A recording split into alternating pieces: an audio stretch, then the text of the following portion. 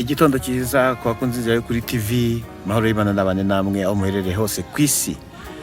Imbere ya kamera tudatinze turi kumwe na mama Fabrice ndetse n'umutumirwa yadutumiriye. Muraho neza? Muraho neza. Muse nabongera akajwiho gakeya kugira ngo abadukurikiye babashe kubumva. Amakuru y'iminsi. Turaho turashima. Yego. Amakuru y'iminsi ni neza. Umeze neza. Umeze neza nta kibazo. Mama Fabri umushyitsi watuzaniye hari abantu batamuzi nk'abatamuzi uramutubwira aratwibwira ni karibu mutubwire mutwibwire babwira nk'umwe mu bantu bicaranye nawe birumvikana benshi batunguwe no kubona turi kumwe azwi ku izina ryitwa Belize. Belize ni umwe mu bakobwa banjye mfite mu murenge wa Kinyinya kandi b'indashyikirwa.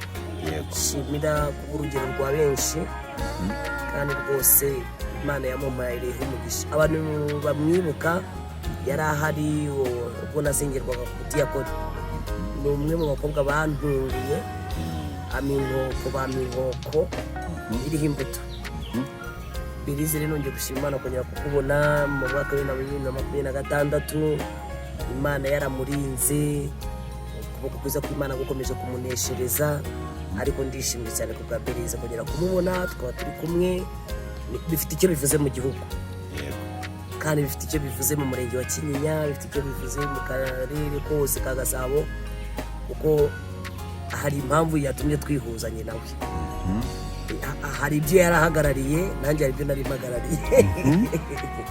Araza kubyivugira ariko nkanjye muzi ko ntanga ubuhamya bw'ukuntu nari mpagarariye cyangwa ndi presidente w'indaya hariya mu Bosi mu Kiderenga.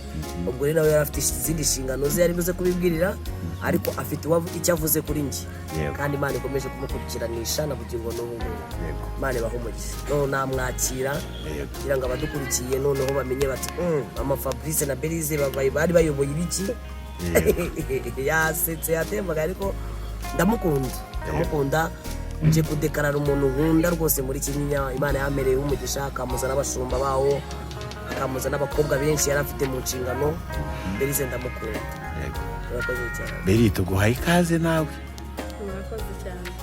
Bwira abantu batakuzi nubwo mama Fabrice akuvuze ariko bure hari ako yasize wowe ubwawe wavuga. Murakoze. Uko mama Fabrice yababwiye nitwa Murakeye Belize mu Kinyinya. Akagari ka Murama. Mama Fabrice rero ni umuntu w'agaciro kuri njyewe. Mbega ni inshuti y'akadasubuka. Rero nk'uko yababwiye hari ahantu twahuriye mu bikorwa runaka, twahuriye ahantu yari yaje kuvuga ubutumwa. Bari mu bukangurambaga bwo gukura abantu mu muhanda, bamwe bakunda kwita ngo bashyira ubuzima bwabo mu kaga. Nanjye rero nari ndi muri icyo cyiciro. Twahuye ari ibintu bikomeye cyane.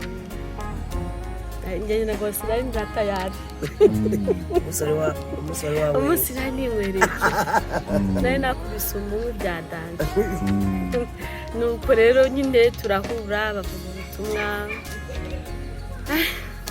Ndataha numva nta n'icyo bimbwiye. Ko numvaga nyine ari bimwe by'abarokore bisanzwe. Ariko byari umugambi w'Imana. Amen. Rero ubwo baragiye ku nshuro ya mbere, bwa kabiri baragaruka. Bagarutse rero bwa kabiri nibwo nakomeje kumva umutima wanjye nkomanga. Ubwo ari kugerageje byakunda. Uvuye muri ubu buzima ukajya muri ubu hari icyahinduka wenda byakunda. Ariko jye nareba intambwe ngiye gutera, nareba n'ubuzima umuntu aba abayemo nkabona bitakunda. Ariko nkumva nyine umutima wanjye urambwe gerageza gatoya urebe ko byakunda. Nibwo rero nateye intambwe nakira Yesu n'umukiza mu bugingo bwanjye, ntangira inzira y'agakiza. Amen. Nuko rero nahuye na mama Fabrice yankuye mu muhanda, ninyweraga icupa nawe urabyumva, mu buzima bushaririye birebire ntabwo biba byoroshye. Ariko dushimye Imana aho yadukuye nayo tugejeje, tubaye tuyishimiye. Amen. Beri urumva ko yagufashije kuva mu muhanda wenda n'ubundi buzima butandukanye. Hari abantu badukurikiye ku Nzira yo kuri TV baba bafite ibibazo byinshi bigiye bitandukanye, ariko muri bimwe nabaza mu buzima bwo mu muhanda abantu benshi ntibagira aho kurara, nta n'ahantu na hamwe ho kwihengeka no kujya, ndetse biba ari ibibazo. Nawe nibwo buzima bagamo bwo kuzenguruka mu muhanda, cyangwa wenda hari ubundi buzima wenda wari urimo?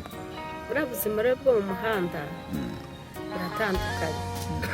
Bumva twebwe akenshi abo bita indangamirwa ukora ako kazi ko mu muhanda ufite n'aho utaha, nubwo haba atari heza no kuhabona biba bigoranye, ariko hari n'abandi nabo babukora badafite n'aho bataha. Yego, ubwo rero urumva yuko jyewe nari mfite aho natahaga, ariko hatari ahanjye nkodesha nyine. Yego, nibwo buzima njye nari nibereyemo. Yego, birumvikana. Mama Fabrice, Imana iguha umugisha, nicyo nabasha kuba wenda mbere yuko nkomeza n'ibindi, kuko biragaragara ko ufite urukundo cyangwa se umuhate wo gufasha abantu. Ego, kuko mu muhamagaro nahamagawe mu gutanga ubuhamya, ntabwo mbuha ababuteraho komenti wenda ngo bavuge bati indaya zirakizwa se, ati cyangwa se aba bantu baba bavuga ibiki. Ahanini cyane mba ndi kubwira aba Belize, mba ndi kubwira abahozemo ndetse n'abakirimo, kandi ndashima Imana ko nta pfunwe bintera, kuko uburyo mbihamyamo, uburyo ubwo buhamya nabuhamijemo mu giterane icyo gihe Belize ahari, twaranahuye bagenzi be, muri bagenzi be barimo abari bakijijwe, harimo izo ndangamirwa zari zimaze gukizwa ikami, hanyuma bamaze gukizwa banyereka presidenti wabo, ati nubwo utubwirije tukaba tuvuye muri ubu buzima, ariko dore presidenti mugira inshuti, numva ndananezerewe kubona umuntu byemera yuko ari presidenti w'indangamirwa, numva biranejeje. Gize umugisha rero dusubiye mu giterane cya kabiri, uwari presidenti wabo aranawe afata ibyemezo nk'uko abibabwiye.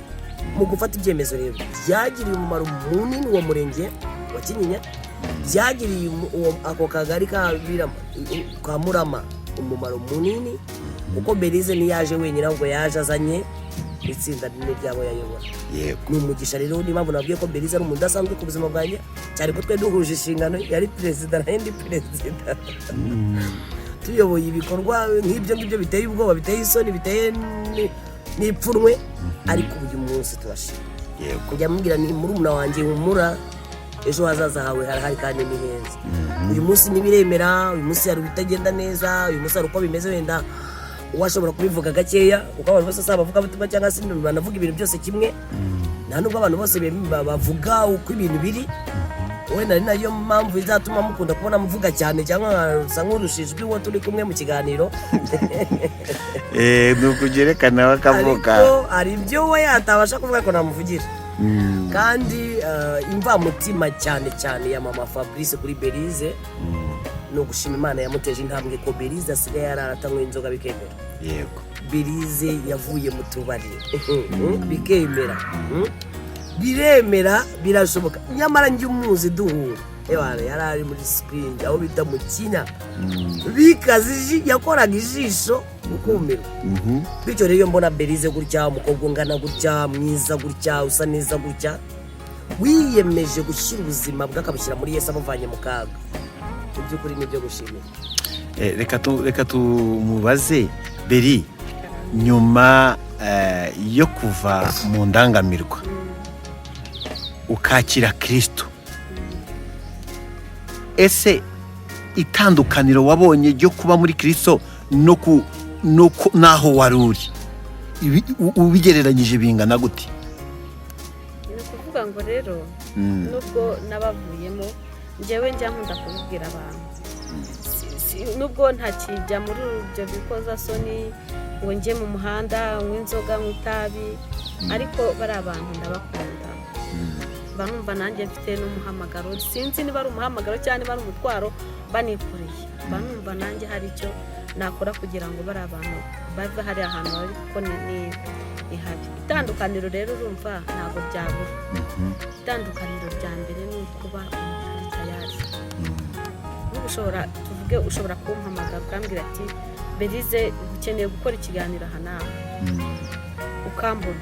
Ariko icyo gihe washoboraga no kuvuga ati Berize tugende tuzajya mu bukwe n'urugero ku itariki 10 ya tariki 10 ikagera nibereye mu icupa nabyibagiwe. Urumva rero niba umuntu yaravuye aho ngaho akaba yabasha kujera iminsi ye y'ubuzima akavuga ejo nzajya aha ejo mfite gahunda iyi n'iyi ejo nzajya gusenga gahunda yawe nyine ikaba ku murongo, nabyo ni byiza cyane. Urumva ko biba bitandukanye. Yego. Ariko bari abantu n'ubundi ngenda cyabakurikirana n'ubu hari abo mfite ntabwo bose bakijijwe ngo bave mu muhanda. Yego. Baracyakeneye ubukangurambaga, baracyakeneye urukundo rwa mama Fabrice, baracyakeneye urukundo rwanyu mwese. Yego. Mboneho no kubasaba ntimugahweme ntimukabirengagize. Yego. Kuko nubwo twavuye mu muhanda bamwe na bamwe nta buzima, hamwe nta buzima, usanga ubuzima bwaraducanze. Kubera iki? Uragerayo ugasanga ya mihanda yawe wari urimo ntabwo ikiriho. Uragenda ukabura amafaranga, ukabura aho kuryama, bakagusohora mu nzu batarigeze bagusohora mu nzu. Urumva rero yo utabanye n'Imana ngo ibe mu ruhande rwawe, kuko ndumva ngo umuntu yasubiye. Yego. Kubera ko yananiwe kwihangana. Si rimwe si na kabiri umuntu yabaga bigerageje gukizwa bikanga bitewe n'ubwo buzima. Yego. Ariko ubu ngubu dushima Imana. Ubu kuva mu kwezi kuri 20 ku itariki 7 z'ukwa gatanu 2023 kuva icyo gihe umwanzuro nihaye umwanzuro wo gukurikira Yesu. Haleluya. Nubwo ntavuga ngo ngeze ku kigero runaka kimeze gutya, ariko ho ngeze ndashima Imana. Yego. Kuva icyo gihe sinigeze ntera intambwe isubira inyuma. Yego. Nakomeje inzira. Yego. Imana ishimwe. Mama Fabri, iyo wumva umwana wabyaje ubutumwa bwiza ahamya ari fiyeri gutya wiyumva ute? Niyo nyungu yanjye yuko yo kubaho.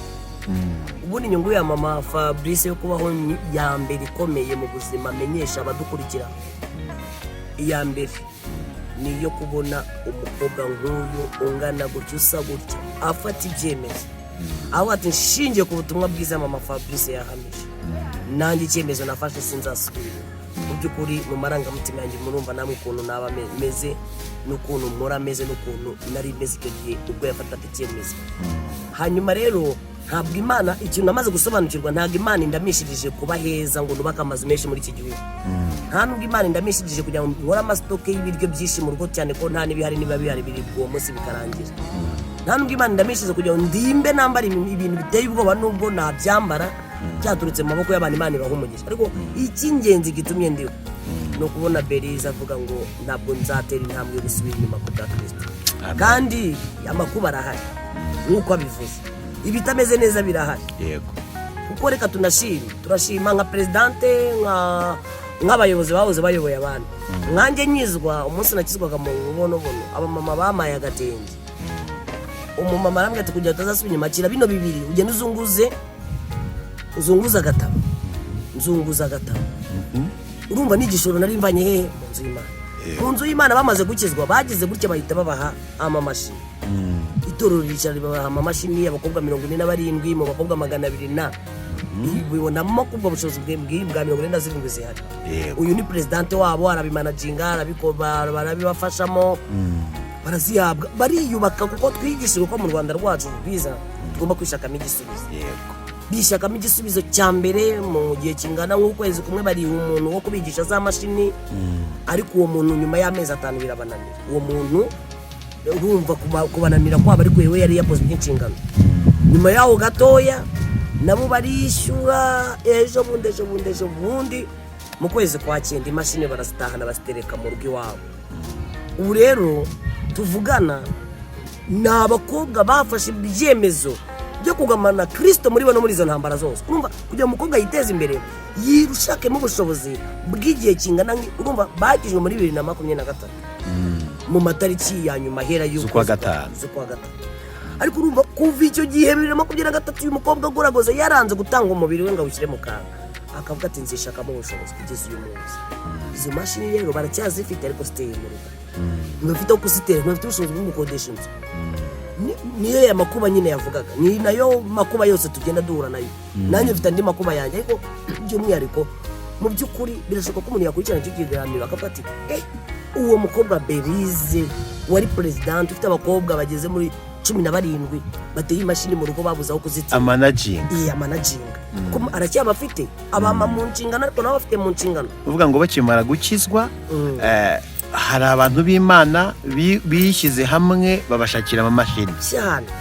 Bivuze ngo rero ahubwo n'abadukurikiye ku Nzira y'Ukuri TV babasha kubakunda bakabona bafite umutima w'urukundo, bagerageze banabavugishe byibuze nabo bantu babone naho aravuze ijambo rikomeye naryo mereyeho, aravuga ati mu bakundi. Yego, ntabwo kutwandikira utubwira ko dukunda cyane hari icyo bihindura ku buzima bwacu, nubwo nabyo ari byiza, ariko 5,000 byawe bifite umumaro munini cyane, kuko hari imbobo zindi zibirya wowe utagezeho njye nagezeho. Abanyarwanda dufite ijambo ryitwa ndagukunda sheri ndagukunda, ariko ridafite ibikorwa kandi ribangamye kugumya kubyumva. Uyu nguyu kumubwira Belize ngo ndagukunda cyane, tutari burenga kubita igikombe cy'amata n'irindazi, ntacyo byaba bimariye. Ugomba kubitegura nkabimenya ko Belize niba turi guhura agomba kunywa ikivuguto kivuye kuri mama Fabrice, kandi soko ari ubushobozi mfite, ariko Belize kubera urukundo mukunda ningira icyo nigoma. Reka rero kubera urwo rukundo dukunda aba bakobwa bacu cyane cyane abangaba biyemeje bavuga ati Kristo ntituzamurekura. Hari imyambaro, ubuzima burya bukenera byinshi, imyambaro, aho kuba. Birababaje ko Belize umukobwa usa gutya ungana gutya afata imyanzuro yo kuvana, kandi ubuyobozi bwiza bwacu bw'igihugu bufite ibyo bwakoze kuri bo. Itorero ryacu ryiza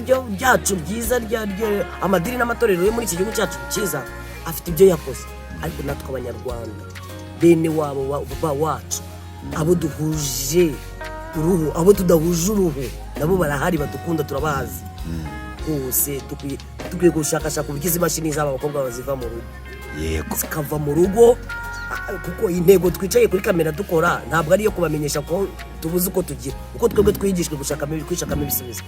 Ariko hari aho umuntu atera ibuye akabona neza ryanze gufata.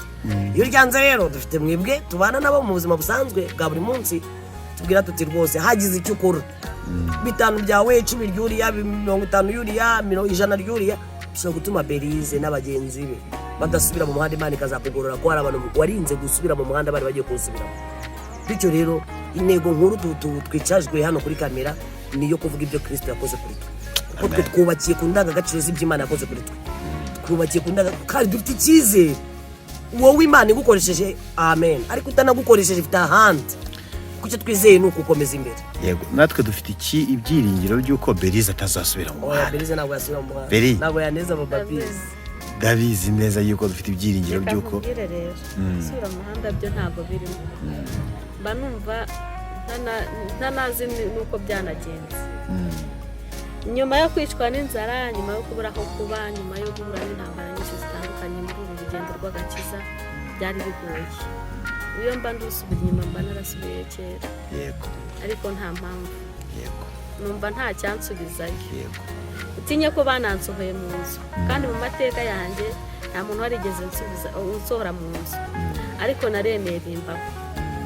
Ari maze igihe kinini cyane nishyura inzu, biba ngombwa rero ko nyir'inzu nawe arambirwa aransohora, ariko ntabwo nigeze ntekereza ngo reka nsubire mu muhanda, kuko yansubiramo sinari kuyabura. Ijoro rimwe cyangwa abiri ntabwo wabura 20,000 cyangwa 30 cyane, ibintu birakunda, ukaza ukajya mu buzima busanzwe, ariko ibyo nta nyungu byose.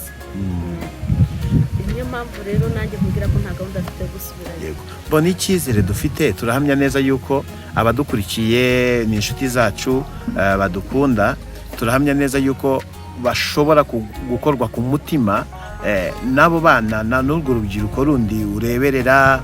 Abo bandi nabo bahawe izo mashini bakaba bazicaranye mu rugo. Tubizi neza yuko igihugu cyacu ni igihugu gikunda gufasha abantu nabo bashaka gutera imbere. Turabizi neza yuko tutazabura abantu byibuze bazabahamagara bakabafasha byanga bikunda. Ese mu busanzwe ikinyinya mwakoreraga hagana he rero Ikinyinya hari amasite abiri, hari aho bita mu Bigutiya, hari n'ahandi bita Ikanda.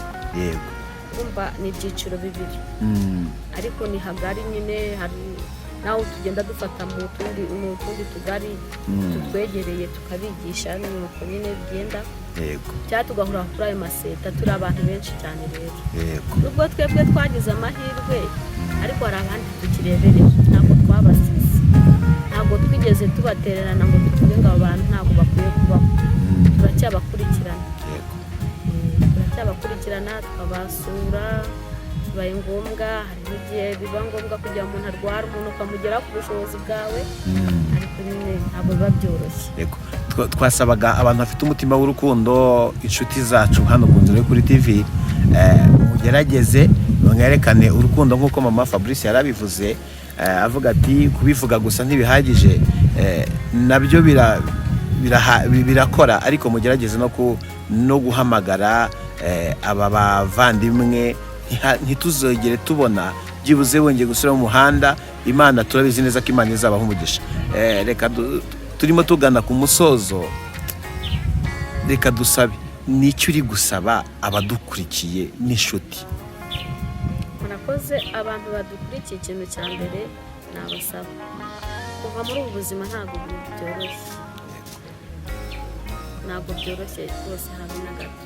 Nkanjye nitangaho urugero, nkanjye ndi imfubyi, nta mubyeyi n'umwe ngira, mfite umuvandimwe umwe gusa, nawe ukiri muri izo nzira ukinywa inzoga. Urumva ntabwo byoroshye rero kuba ndi njyenyine mbazwa buri kimwe.